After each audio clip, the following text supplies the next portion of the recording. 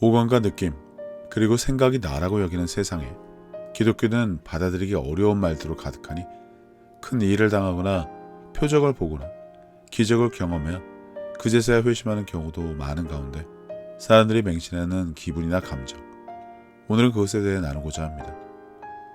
분노조절 장애라는 말이 있던데 불같이 화를 내는 사람, 조금만 수틀려도 지저대는 사람, 내가 항상 옳다고 내 기분에 따라 좌지우지하는 사람, 그게 사람이 가질 수 있는 속성 중에 하나로 여길 문제가 아닙니다.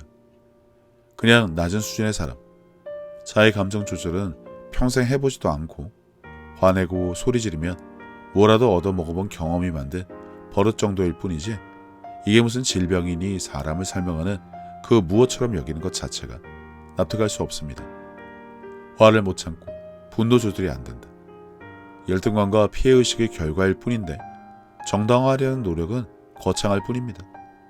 올바른 것을 배우고 익히고 살아본 경험이 없는 자들은 지 기분 내키는 대로 말하고 성내고 행동하는 것이 당연하다고 여길 것입니다. 물론 그 결과에 대한 책임을 지고 말고와는 상관없이 마치 어쩔 수 없다는 구차한 변명을 하는 이유도 잘못된 것을 붙잡고 소 되새김질처럼 늘 반복해서 묵상하고 생각하고 화를 키우는 일에서 벗어나지 못하니 당연할 수밖에요. 선한 사람은 마음에 쌓은 선에서 선을 내고 악한 자는 그 쌓은 악에서 악을 내나니 이는 마음에 가득한 것을 입으로 말함이니라. 싸운 사람은 자신인데 늘 주변 탓만 합니다. 남편이, 직장이, 친구가 뭐가 어쩌고 말들만 많죠. 쉽게 말하면 능력이 없으니 거르지 못한 것은 전혀 생각하지 못합니다. 다 그런 건 아니지만 정상적인 사람은 그중에 초등학생을 보죠. 지들끼리 소리 지르고 싸우다 선생님이 지나가면 갑자기 조용해집니다. 그리고 선생님이 지나가면 다시 또 강아지 싸움을 합니다. 조절이 안 되는데 왜 그런 순간이 있을까요? 컸어도 마찬가지입니다. 자기보다 높은 권위의 사람 앞에서는 조절이 됩니다. 물론 개차반에 막대 먹은 자들은 더 소리를 지르고 난리를 칩니다만 그래봐야 상종하지 말아야 할 인간 부류에 속할 뿐 아무도 그걸 정당하다 여기지 않습니다. 여기서 결론을 보자면 감정의 노예로 산다는 것은 하나님을 머리에 두지 않고 아나무인의 유아독전인 인간들의 특징이라는 겁니다. 만약 누군가 미워하고 열받고 화나는 상황이 있는데 한순간에 그 생각과 감정이 사라진 경우 누구나 있습니다. 오해를 했거나 스스로 생각을 키워 저주하는 수준까지 곱씹어야 화가 풀리는 자들이 대표적인 모습인데 머쓱하죠. 남보기 부끄럽고 뭐 다 그럽니다. 지갑을 어딘가 두고 잃어버렸네, 도둑 맞았네, 난리를 치다가도 그 지갑을 엄한 곳에서 발견하면 한순간 잠잠해집니다. 겸손해지고 부끄러워야 하는 게 바로 사람이지 뭐 그렇게 날뛰고 화를 내고 성내고 그런 게 그 사람이 특징이고 모습이고 본질로 여긴다. 그래서는 안 됩니다. 배움이, 수양이, 다스림이 부족한 불쌍한 족속일 뿐입니다. 사람은 마음에 가득한 것을 입으로 말하고 그 열매를 먹고 망하고 죽습니다. 한순간에 변하는 기분과 감정을 단 한 번이라도 경험한 사람이라면 그것이 악한 것의 노예로 개처럼 끌려다닌 것으로 간주했으면 합니다. 마귀가 벌써 시몬의 아들 가롯 유다의 마음에 예수를 팔려는 생각을 넣었더라. 악한 것들은 사람의 마음에 무엇인가 심는 능력이 있습니다.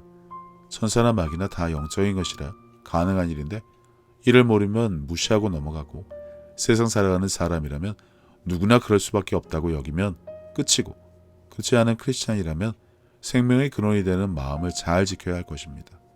방심하는 사이 마음의 말씀과 예수님의 온유와 겸손 대신에 더러운 것들이 들어오고 혀를 다스리지 못하는 사람은 그걸 아무 생각 없이 뱉으며 그 열매를 맺게 됩니다.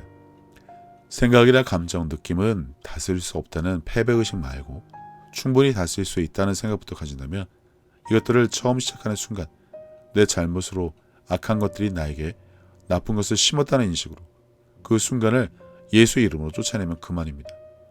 높은 단계의 사람이라면 무시하는 것으로 충분히 극복할 수도 있고요. 그럴 때마다 구약의 말씀을 들먹이며 하나님은 나를 위해 싸우시고 그분이 천사를 보내 너희를 무찌를 것이고 어쩌고 저쩌고 하면 평생 그 일만 하다 죽을 겁니다. 혀와 마음을 단속하지 못하는 자, 그들에겐 절대로 평안이란 있을 수 없습니다. 하루 종일도 붙잡고 있을 수 있는 휴대폰과 인터넷을 통해 보고 들은 것을 마음에 꾸겨 넣을 것이 아니라 올바른 진리의 말씀을 제대로 배우고 알고 간직하고 살아내야 한다는 것을 알았으면 합니다. 무조건 일만 생기면 해주세요, 도와주세요, 없애주세요 등의 엄한 기도를 한다고 될 일도 아닌데 엎드려 빌고나 있지 말고요. 아무런 재료 없이 감정이, 생각이, 느낌이 그렇게 난리를 부리지 않습니다. 다 내가 붙잡고 되새김질하고 점점 더 키워나간 결과일 뿐입니다. 짜증과 신경질을 입에 달고 사는 어리석은 자들이 세상 천지에 돌아다닙니다. 삼킬 만한 만만한 자들이라 삼켜진 자들일 뿐입니다. 믿음과 사랑과 소망도 좋지만 크리스찬이라면 말씀으로 마음과 생각을 새롭게 하여 변화되는 삶 속에서 입단속을 하며 불필요한 것을 스스로 키우는 어리석은 일쯤은 하지 않았으면 합니다. 차라리 말씀 묵상을 그렇게 하며 입으로 허구한 날 말하고 살았으면 이미 모두 다 그리스도의 분량에 이르는 믿음의 거장들이 되었을 겁니다. 기분, 감정, 느낌, 생각을 다스리지 못하는 것으로 못을 박으면 그것들이 노예로 살 뿐입니다. 그리고 그런 무능력을 당연한 듯 여기는 변명이 그 사람을 누구인지 단정할 수 있게 만들 것입니다. 갑자기 속에서 불쑥 솟아오르게 붙잡고 살았다는 것을 알기만 하더라도 약간의 의지만 있더라도 충분히 이겨낼 수 있습니다. 열등감, 우울증, 피해의식 다 마찬가지입니다. 주변의 영향도 물론 있겠지만 그럼 세상 모든 사람들이 다 같은 병에 걸렸어야 할 텐데 나만 그렇다면 나에게도 문제가 있었다는 것을 알고 변화되기를 바랍니다. 교회가 그런 역할을 나서서 해줘야 하는데 이런 감정의 문제를 해결하기 위해서는 무조건 근처 교회만 찾아가면 다 해결받는다가 안 되니 안타까울 뿐입니다. 독약은 내가 먹고 남 죽으라고 하는 어리석은 사람, 그것이 생각과 감정, 느낌이 노예란 것을 안다면 허구한 날 좋은 것만 먹고 마시고 입으려 하는 것에 삶을 쏟아붓지 말고 제대로 된 방어를 하면 자신을 다스릴 줄 아는 장성한 자가 되었으면 합니다. 그 재료가 되는 것은 바로 하나님의 말씀입니다. 믿음은 들음에서 나지만 듣는다고 저절로 되어지는 것은 아닙니다. 각자가 의지를 발동해서 붙잡고 지켜내려는 노력은 당연히 필수입니다. 선으로 악을 이기라. 무엇이 선이고 악인지는 충분히 아셨길 바랍니다.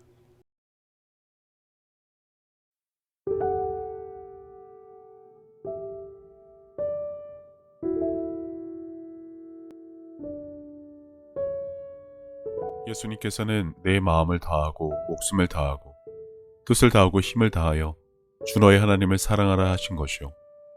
둘째는 이것이니 내 이웃을 내 자신과 같이 사랑하나 보다 더 큰 계명은 없다고 하셨습니다. 생각해보면 믿는 사람들은 이미 하나님께 받은 것이 너무나 많은 것을 아는 자들입니다. 예수님을 통해 죄사함과 구원을 받은 것부터 시작해서 살아 숨을 쉴 수 있는 공기와 바람, 맑고 푸른 하늘과 마실 물, 그리고 땅과 그 위와 아래의 많은 것들, 이미 오래전부터 내 주변에 있어 왔으니 당연한 것으로 여기며 우리는 여전히 값없이 공짜로 받아 그것들이 감사함을 잊고 살기는 했지만 그런 것 말고도 하나님으로부터 받은 사랑과 평안에 대해 생각하자면 끝이 없습니다. 하지만 사람은 하나님으로부터 받은 그 많은 은혜를 갚을 방법이 없습니다. 그래서 하나님께서는 내 이웃을 내 몸같이 사랑하는 것으로 그것을 대신 갚으라고 하신 것인지도 모릅니다.